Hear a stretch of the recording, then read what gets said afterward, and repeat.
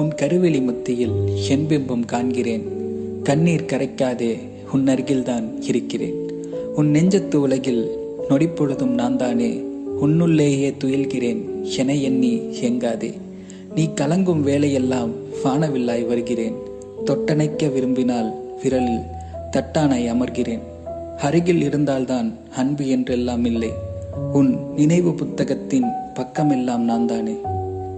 காலங்களின் ஓட்டத்தில் 1000 உறவுகள் உன்னை எழிலாக்கும், முறிக்கும், அளவைக்கும், தேற்றும்.